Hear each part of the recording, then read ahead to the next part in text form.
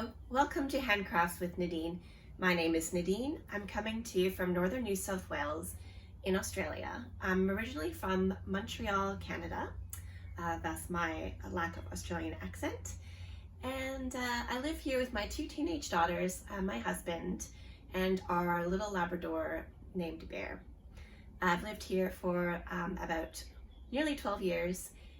And my husband and I have a small business where we make coconut ice cream and coconut yogurt, along with a few other things. We're going to be launching a new product soon, which is a chocolate mousse, which is quite exciting. And yeah, all dairy free. Okay, today I'm going to be talking to you about avocado buttons. I'm going to leave it there, come back to it later. My FO, which is the step-by-step cardigan, my WIP, my work in progress, which is the Craspedia socks, and a new sewing pattern that I've just bought, and as well as what I'm reading. All right, so I'll start with what I'm wearing. This is the party top, and it's by Abbyeknits. So I knit this a few years ago. This was, I think, the second one that I knit. I've knit 3 of these. I love this pattern. It's a really great pattern. Yeah, it's just a raglan. And the fun thing about it is, I don't know if you can see, it has little yarn over holes on the sleeve. So yeah, I've knit 3 different ones. They've all turned out differently. I guess in the upcoming episodes, I'll show you different ones that I've made. I used Nundle Woolen Mill. Nundle is one of the last woolen mills in Australia, and they have beautiful merino yarn. This one I dyed with food coloring, and the great thing is you can get a lot of undyed yarn from them, and I think it came in a, I don't think it was a 500 gram skein. Maybe it was. It's fingering. Maybe it was a 200 gram skein. So the great thing was I dyed the entire thing. So, you know, I didn't have to worry about there being a difference in how the two came out. They, you know, it's just one giant skein. So yeah, it's pretty uniform. So I'll show you the back as well. And the skirt, I sewed this skirt out of a, I think it's called a chambray fabric. Let me stand back in case you can't see. It's got pockets. It's a free pattern. It's called the flat front skirt, and you can Google it. It's made by Heather Handmade. So yes, me made today, day 16. So yeah, we're more than halfway there. Oh, sorry, I think it's day 17. Yes, day 17. Well past halfway. What was I going to say about that? Oh yeah, I'm recording a day earlier than I normally do because this weekend my daughter has a dance competition all weekend. So I thought I would record today while the kids are at school. Okay, yes, avocado buttons. How crazy. I just came across, was it on YouTube? It's either YouTube or Instagram. It was suggested to me a video of somebody who made buttons out of avocado pits. So I was just like mind blown. I've dyed yarn with avocado pits, which is another mind blow experience because avocados, you know, I've got the dark green skin and green meat that you eat, and then the pit. But when you dye yarn with the pits and the skins, it actually is a pink color, which is really, really cool. Sometimes if you use that method where you cut, you know, you take your knife and you know, hack into the pit and turn it out, you do actually see a bit of red where your knife goes in. So I guess, yeah, inside the pit, there's some kind of red, which makes that beautiful pink color. But anyways, this video shows you how to make buttons out of avocado pits. So I'm all in, I'm 100% in. I love making things, thus the name, you know, Handcrafts with Nadine. I love making things with my hands. I love the idea that it's plastic free buttons, And yeah, they kind of have like a wood look to them. I'll try to remember to link the video where I found how to make it, but basically you just get your pit and oh, another hack to getting an avocado pit out without cutting it with a knife or hacking it out is, I think my kids showed me this from TikTok. You cut the avocado in half by just gliding your knife around, and then you just put your thumbs behind the avocado and you just push and the pit just comes right out. Who knew? So yeah, so you pop the pit out, and I guess what's good about it is, well, good and bad, depending on if you're trying to make uniform size buttons, but you know, an avocado can have a very large pit or a very small pit, but that's kind of good because then, you know, if you collect a few, then you can kind of get different size buttons. Making them uniform, that might be a bit tricky, but anyways, you take your pit and wash it, and then you let it dry for 3 days, just on the bench, and or bench, that's Australian for a countertop. And then after 3 days, I think you just peel, like it'll dry out, and then you peel off the outer layer of the pit, and then use a knife and you slice it. It looked like just a couple centimeters wide, and then you take a drill, so this bit might be a bit trickier, and you just drill holes if you want, you know, 2 holes, 4 holes, and then you put a little finish on it. And in the video, I think they use like Burt's Bees lip balm, and I mean, what could be easier? Something we all probably already have. You just yeah, put the lip balm on it, and it just gives it that varnish. What's varnish? Is that the word? And it kind of darkens it, and they're just so beautiful. And I'm really excited. This morning I had sweet potato toast with avocado, and yeah, I popped up my first pit and washed it, and then yeah, it'll be ready in a few days. So yeah, I gotta make sure the family eats a lot of avocados this week so I can collect a few. Okay, so yeah, avocado buttons, who knew? Okay, my first finished object is the step-by-step cardigan. This is a pattern by Handmade by Florence. It is a free pattern. You can go on Ravelry and kind of follow the instructions. I think she has a code that you use, which, because you can pay for it, or if you use her code, then it makes the pattern free. The yarn I used is Bendigo Woolen Mills. It is Woodlands, which was a limited edition yarn. They still have this very color. There's only a few colors left. It's 83% wool, 10% bamboo, 4% mohair, 3% nets, and 100% amazing. I love it so much. It's really, really, really soft. It's non-superwash. It's hand wash only. It's not scratchy, like at all. It's really, really lovely. I used under 2 balls to make it. They are 200-gram balls, 8 ply. There's a lot of yarn in each ball, and again, the price is just unbelievable. Yeah, I'll show up close. I don't know if you can see, but there's little brown nets in there. Yeah, I'll put it on. This cardigan, you know when you put something on and you feel like you've had it forever, like you've had it your whole life? That's what I feel like when I put this cardigan on. It's so soft and cozy, and I think I used to have a gray cardigan when I was younger, not hand knit or anything, but maybe that's what's making me feel that way. But yeah, I just love it so much. It's so cozy, and yeah, I feel like I've always owned it.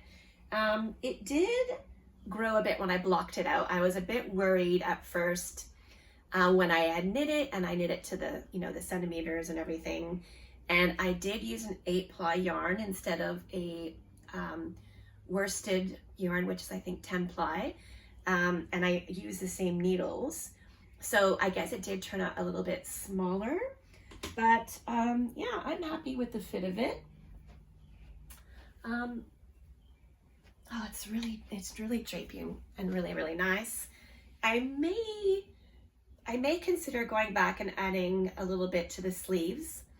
The length, I don't think I'll go back and add, especially because the button band was added afterwards. And yeah, that would just be a bit complicated to undo that. Yeah, I've added these buttons, which I bought on an Etsy shop. I'll try to remember to add a picture of her shop. It's an Australian Etsy shop. Okay, last week I think I'd finished the bottom hem, and sorry, it's a bit warm. I'm gonna take this off. Double knits, and it's like probably 20 degrees outside. I talked about the bottom hem, and I did the Italian bind off, which is recommended in the pattern. And again, Handmade by Florence has an entire video dedicated to, hey, it's the step-by-step cardigan. She has a step-by-step video of how to make it. So anyways, there's a section where she shows you how to do the Italian bind off. And to be honest, I've heard of this bind off for a long time, and I just couldn't be bothered. But I thought, all right, let's try it. Everything else about the cardigan is very easy. So I thought, okay, new skill unlocked. Let's go, let's try it. So I followed her instructions, and I thought I followed her instructions. And yeah, I was saying that I thought the idea of the Italian bind off was meant to look like the stitches kind of go around, like from the front and under, and it just wasn't doing that. It's very stretchy and it worked, but I was like, did I do something wrong? Yes, I did something wrong. I was trying to be lazy, I guess. And there's 5 steps to the Italian sewn bind off. The first one is so your yarn is on a needle. You bring it through the first 2 stitches in between to the front, and then you go knitwise through the second to last stitch, knitwise through the last stitch, and take it off, purlwise through the second to last stitch, and then purlwise through that stitch, and then take that stitch off. And then you just continue going and going. Well, I thought I was being clever, and I thought, oh, well, you're just knitting 2 stitches. I'll just put them together. Like, I'll knit it through in one go. I knit through both stitches and then popped off the last one, saving myself some time. But in the end, something about that just doesn't give you the same look. So when I did the sleeves, yeah, I thought maybe that was the problem, and that was the problem. So when I did the sleeves, I made sure that I knit through that second to last stitch. I guess because then you bring the yarn around to then knit the second one, and bringing the yarn around somehow gives you that look where all the stitches look like they're coming over the edge. I don't know if you can see on there, but anyways, yeah. I think that's all I had to say about it. Yeah, I really, really love it. And the color is just gonna go with everything, everything that I own at least. And I can't imagine a color that, you know, dark gray doesn't go with. So yeah, beautiful. I'm really, really, really happy with it. Let's grab a sip of tea.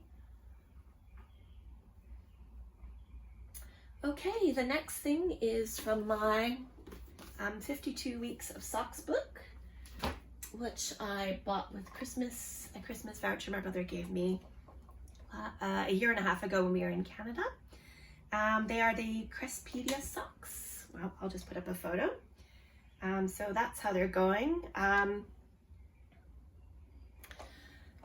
Yes, I'm trying out the shorties for the first time. So I guess the shorties, on top of there being cables and baubles, mean that this is a really slow go.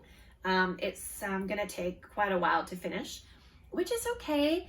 I know knitting is a slow craft, but I'm a fast knitter. I'm a fast crocheter.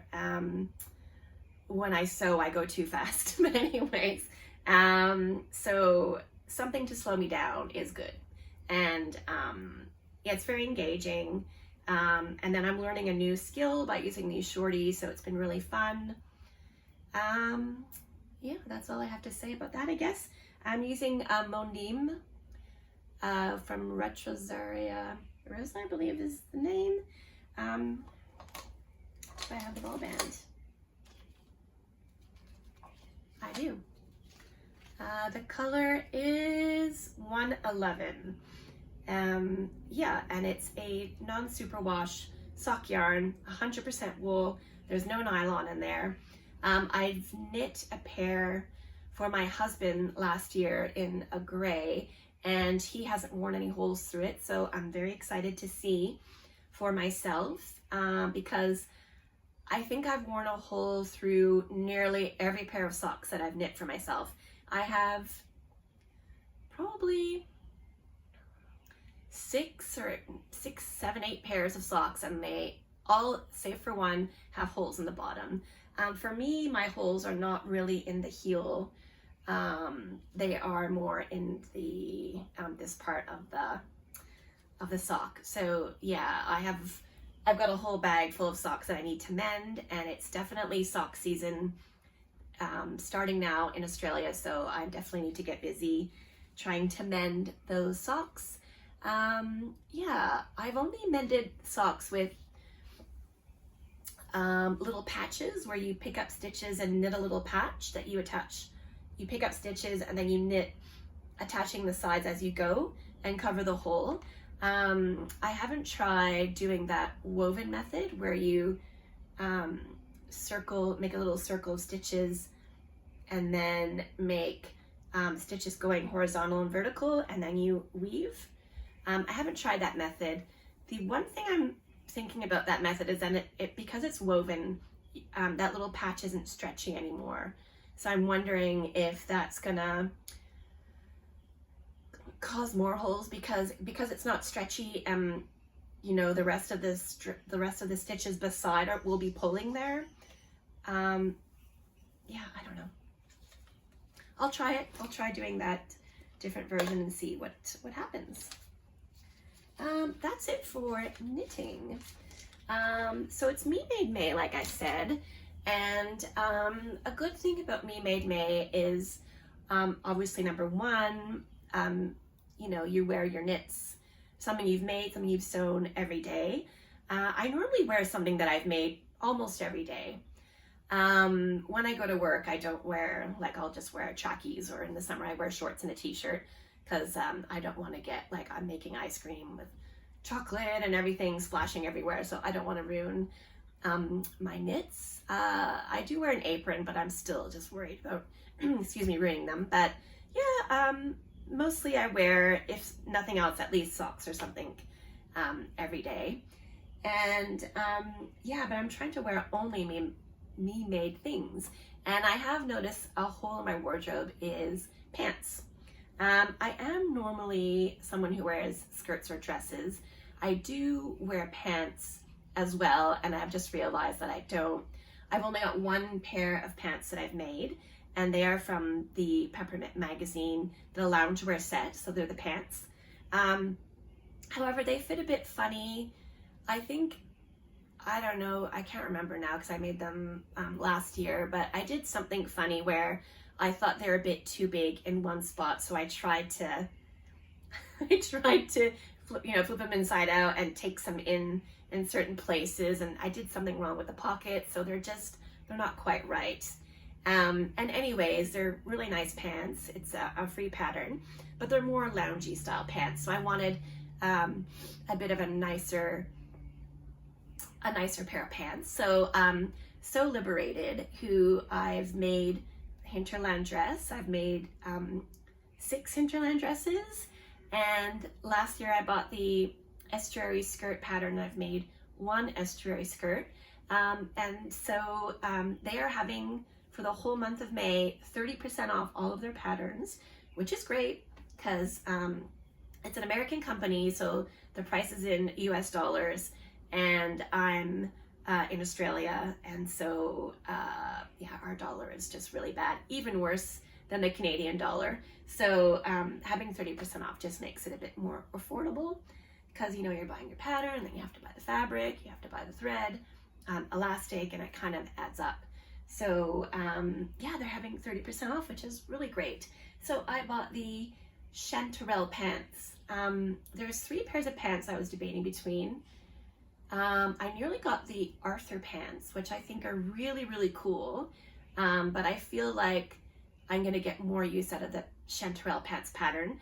It comes with two different style pants, one wide leg and one that kind of tapers in a little bit at the ankle, kind of balloony kind of look, and with 2 different pocket styles, and then also shorts, which is great because, like I said, I live in Australia, and shorts definitely are going to be great. And so yeah, I'm very excited to make that.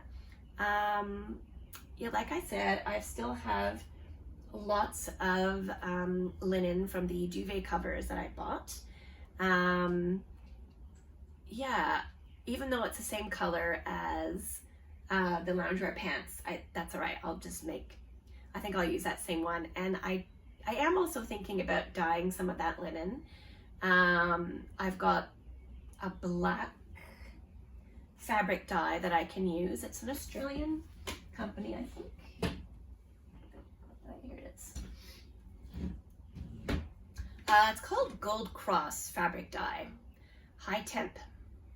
So I've used this brand that's black. I've used this brand before to dye yarn, but I did use it once to dye some fabric, and I don't know if I didn't put enough, but it just turned out very light. So yeah, so even if I dye that gray with black and it doesn't really get dark enough, it'll just be darker gray, which will be nice anyways. Yeah, so win-win. Okay. Yep, so that's it for that. The last thing I'm going to talk about is when I'm reading. So, excuse me. I was watching Wool Needle Hands podcast with Taylor. Taylor makes the yarn fiber for the people. She's had a podcast for years, the different iterations, and yeah, so she was talking about a book called What Moves the Dead, and that's by T. Kingdisher.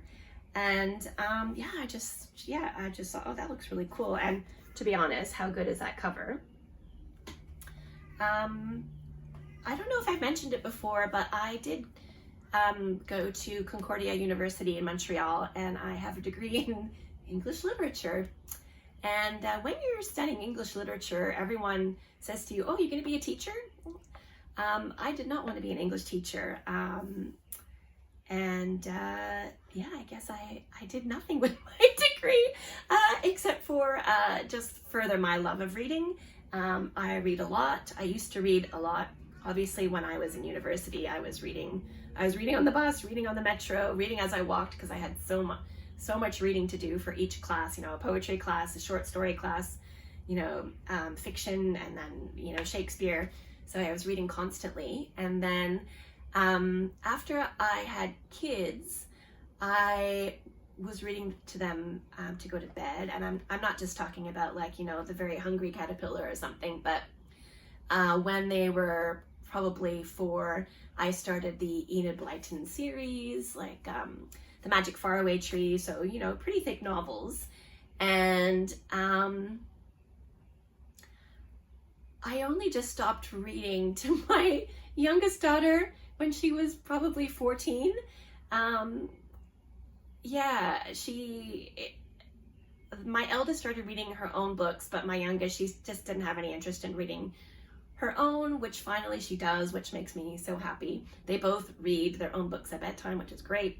But yeah, I loved it, and I loved reading aloud, and, you know, they both loved listening. And, you know, my eldest, she loved listening, and she would be often drawing or doing something else at the same time as she listened, and it was a great way to unwind. I read so many books to them, And like I said, I studied English literature in university, but I wasn't someone who read a lot when they were younger. So I had never read a lot of the classics, you know, like Little Women, oh, I don't know, The Wind in the Willows, like all those books. I had never read them before.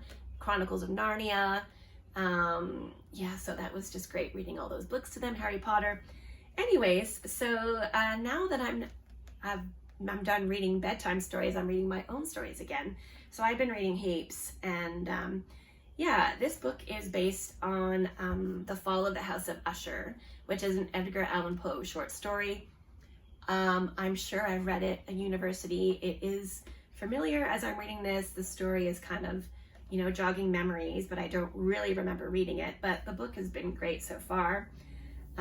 So Edgar Allan Poe, it's a gothic tale, and it's just funny. I'm gonna add video at the end because, like, you can see the mushrooms.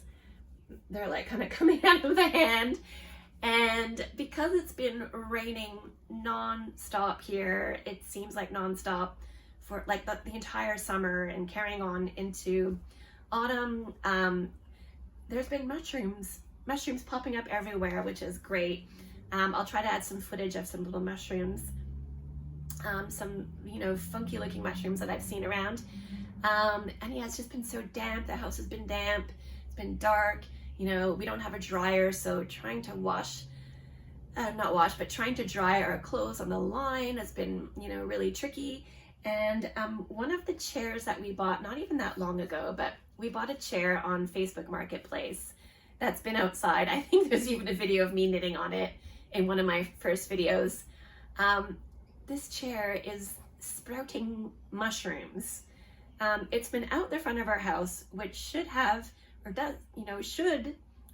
full sunlight in the morning, but because it's just been so overcast and rainy, I guess it's just been really damp there, and our chair is growing mushrooms, so it's kind of gross and kind of really cool. So I took a little video of that, but I think that chair, that's it. I think it's on its last legs, because I guess if it's sprouting mushrooms, it means there must be stuff going on the inside of it's like a cane chair, must be, you know, an overgrowth going on inside. So it probably, I wouldn't sit on it. Also, you know, first of all, because there's mushrooms on it, and second of all, because it will probably crumble if I were to try to sit on it. So yeah, yeah, the book has been great so far. I'm halfway through. I dog ear my pages, so yeah, I'm about halfway through, loving it. And yeah, so I'll add some footage of some mushrooms that we've seen around the block, and the mushrooms growing out of my chair. Okay, well, that's it for me today. If you like the video, please give it a like and consider subscribing, and leave me a comment. That would be great. And I hope you get to make something beautiful with your hands this week, and I will see you again next week. Thank you so much for watching.